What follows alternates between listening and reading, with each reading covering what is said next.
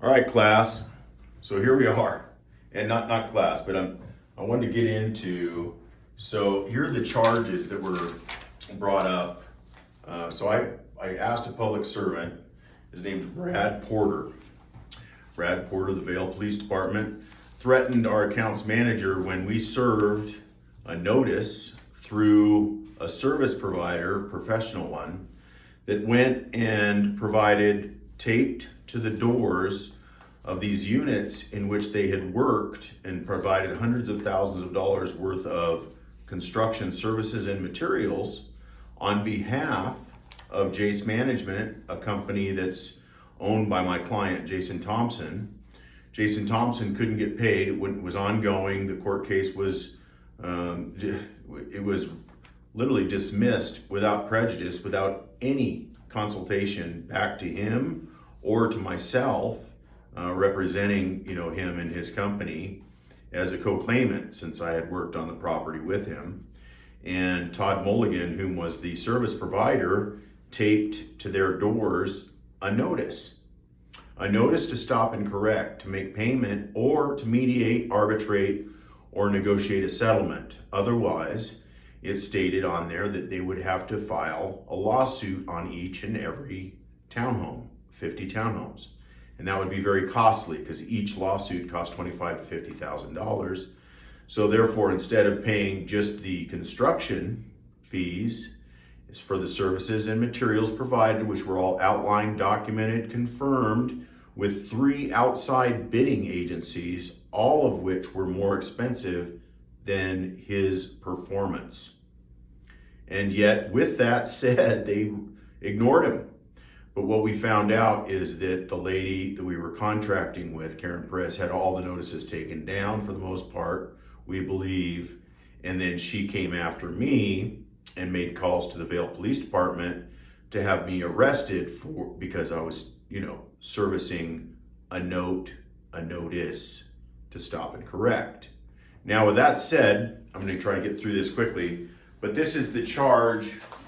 Brad Porter of the Vale Police Department calls up, this is how it starts, calls up and threatens the accounts manager, Christine Pearson. Where's Todd Profit? I'm going to have him arrested for either assault or trespassing. Christine then reflects, why? He's not even in Vale. He wasn't even there. He hasn't done anything, right?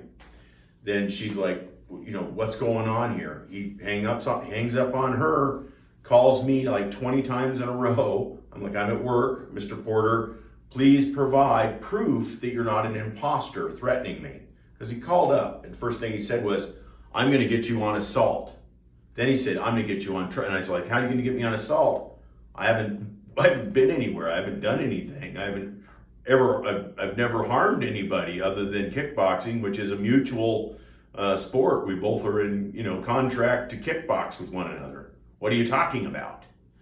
And he said, well, I'm going to get you on trespassing then. I said, okay, where was I trespassing? What have I done wrong? And then he said, well, you were trespassing on these townhomes. I said, I wasn't even there. I'm not even in the county. How could I be trespassing? So he got frustrated. There's a recording of that. When I crossed him on the stand, he literally lied about having an oath, lied about having a bond, and then lied about providing identification. I asked for all 3. I said, it's the triad. If you're a civil servant, which up here it mentions many, many, many times that a civil servant is what Brad Porter is. This is their charge, by the way, on me. It's a felony 4 that they tried to put on me. And of course, it's coloring of law and everything else. There's 14 charges they broke, and they broke it 17 times, which makes for a total 238 crimes they committed against me on just this charge alone. For coloring, perjury, misappropriations, misallocations, fiction, fraud, coloring of the law, conspiracy to commit civil, RICO, it's all right here. Deprivation of rights under coloring of the law, et cetera, and so on. So with that said, I'm going to go through these, but this is the 24 charges they brought against me, right? 24 charges for serving a notice to please stop and correct, arbitrate, mediate, or contact us to go over your bill. That was it. Otherwise, we have to sue. That's not a threat And to ask from a public servant for their oath, identification, and bond, or their insurance, what do they do every time they come up to your car door when they pull you over for a traffic stop? Registration, identification, and insurance, right? It's expected of every professional person out there, especially a civil servant, like a cop who is out abusing people or has the ability to do so. Definitely need to have all three of those things. And if they're calling up harassing you on the phone, what's the first thing you need to know? You need to make sure that they're not an imposter, right? That's what it says in all the statutes, all the laws. By the way, this is not a law, this is a statute. It's part of their corporation. It's not a part of my law, it's not a part of your law. It's a part of their corporate policy that they're trying to put, what we're trying to put on me. So here's an example. So Brad Porter calls, threatens Christine first. Then he calls and threatens me with an assault charge, then a trespass charge, and then you need to come to me or else. And I said, you need to prove to me that you are who you say you are. And then instead of doing that, what he did is he lied about it. And then they put this charge on me. Now, whenever you have coloring of the law, it is a crime. Coloring of the law, you have to stop and correct. That's Title 42, 1986. Stop and correct. FRCP 26.5 is closure, which means you have to bring closure to your claim. So if I'm stating that you did something to me, that you victimized me or I victimized you, you need to make a clear claim and it has to bring in closure. In other words, you did this to me on this date at this time. You punched me in the face, you broke my eye socket in my jaw when you punched me, and that was at 2 p.m. Mountain Standard Time on December 16, 2024 at 980 Bellevue Drive, Brooktree Townhomes on the second level on Building B in front of Unit 213 or whatever it is, right? It has to have closure, has to bring closure. And that Todd Profit punched John Smith or John Doe or Jane Smith or Jane Doe or whatever, right? Has to have specifics. Has to bring closure. Next one is fraud by confession. Brad right here, it is by confession. First he tried to charge me with assault. Then he tried to charge me with trespassing, which you can't be trespassing if you're not even there. And then finally, he brought me up on this charge, which was asking for an oath, a bond, the triad, which is just like I said, registration, insurance, and identification, right? If you're going to ask every driver out on the road for that crap, why wouldn't us, ask in return from a civil servant? We do, we will, and we should, always, right? So with that said, this is a perjury by confession. That's exactly what that is, because this is a charge. Fictitional fraud by confession, right there. Fictitional conveyance of language. This is fiction because it doesn't bring any closure. Communication, false and misleading. False and misleading, are you kidding me? I mean, my God, he says, unlawfully, feloniously attempted to influence. How do they know what's in my head? How am I felonious? They're naming me a felonious party, and I haven't even started yet, right? I haven't even talked to them. It's 15 USCF, 78 FFs, 25 million. Conspiracy, 1985. Obstruction, deprivation of rights. RICO, racketeering influence corruption organization. Coloring of the law, criminal participation, personal damage, and corruption from the beginning, friends. That's what this is. Now, I'm going to run you through on how this works.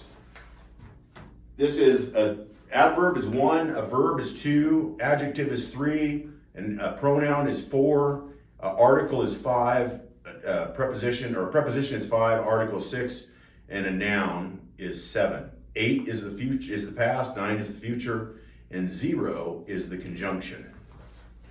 Between and including. We go through all this. There's 17 times in these 82 words here that they color the narrative. What's coloring, you say? Coloring is an adjective or an adverb.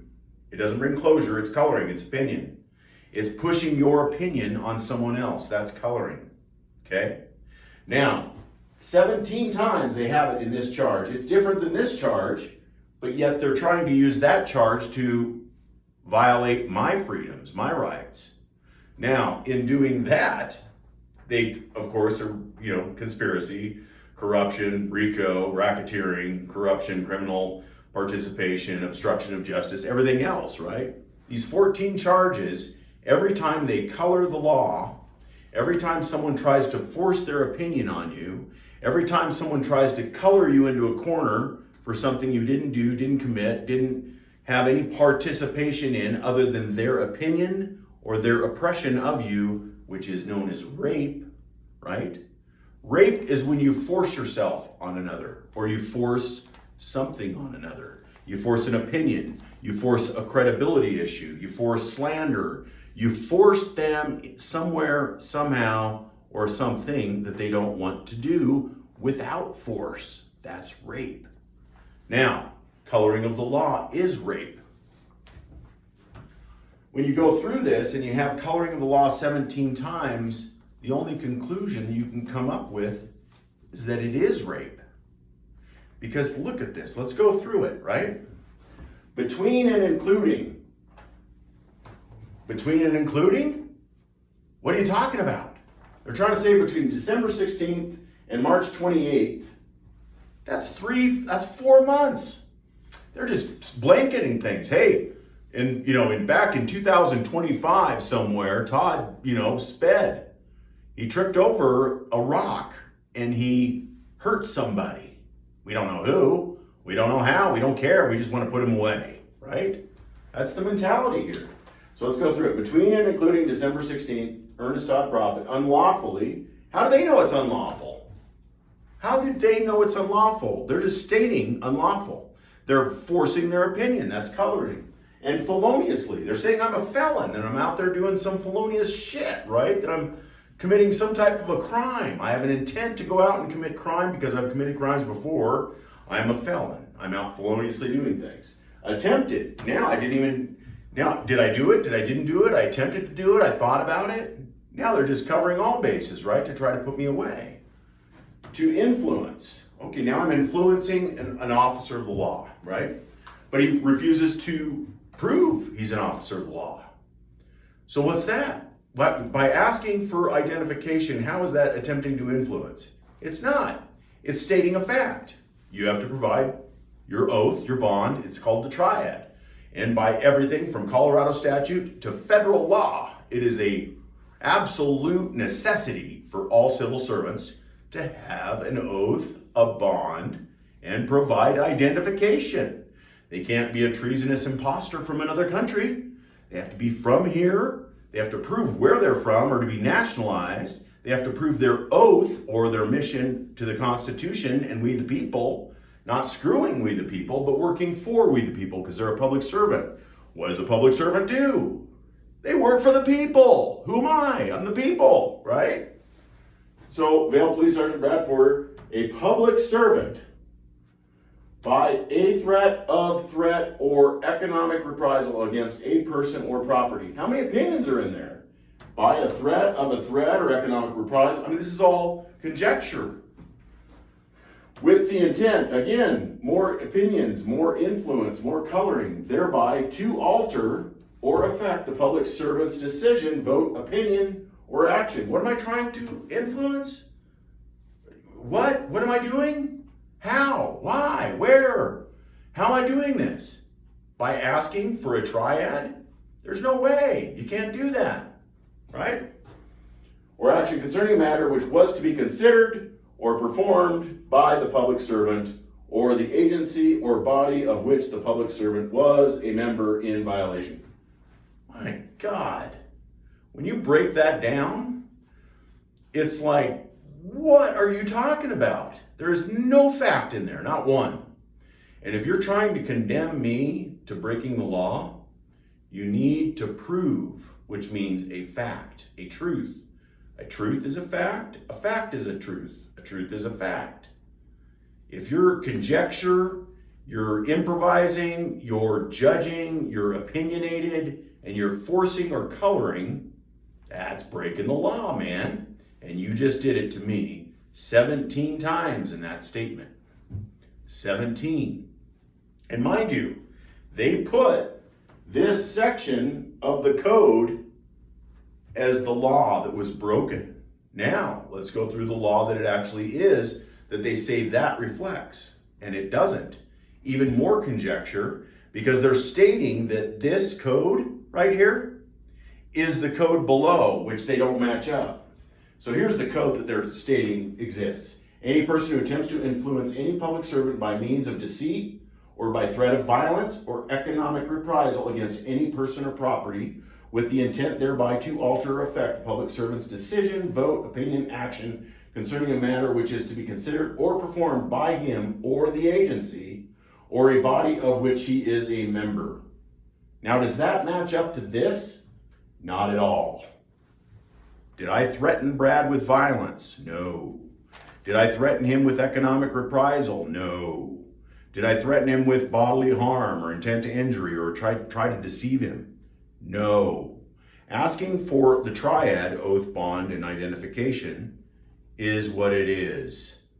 It's a request for identification to prove you're not an imposter. To prove that you're not some jackass out in the world trying to screw over citizens. Whoops! Cat's out of the bag there, huh? Jeez. So, fraud. This is all the stuff that they pumped in here, and this is all the stuff that was supposed to be in there that wasn't. The green. By means of deceit, threat of violence, or economic reprisal. Yet, up here, they just replaced that with unlawfully, feloniously, just a bunch of coloring, right? They just colored the shit out of the law trying to get away with it, right? Trying to make it sound just horrible. Like I'm out there, I'm just stalking people. I'm felonious, I'm just criminal intent, I'm just gnarly. I'm just out there just stalking this guy, Brad Porter, who called my accounts manager a couple counties away, right? And threatened her for me. I mean, I gotta arrest Mr. Prophet. He was over on the property. What property? He's not even over there. I'm telling you, he wasn't there. I know, because I know he's working right now. Because I'm the accounts manager, and it's 7 o'clock at night. What are you talking about? Oh, I'm gonna call him. What's his number? Well, his number's on the website. His number's on all the paperwork. How can you not be able to get a hold of him? My God, they provided notices. They have, he's a general contractor throughout the entire state of Colorado, has licenses everywhere. I mean, how can you not get a hold of this guy?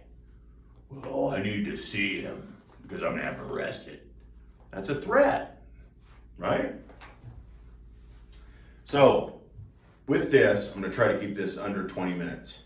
With this charge and what I'm reflecting to you this is how they color the law.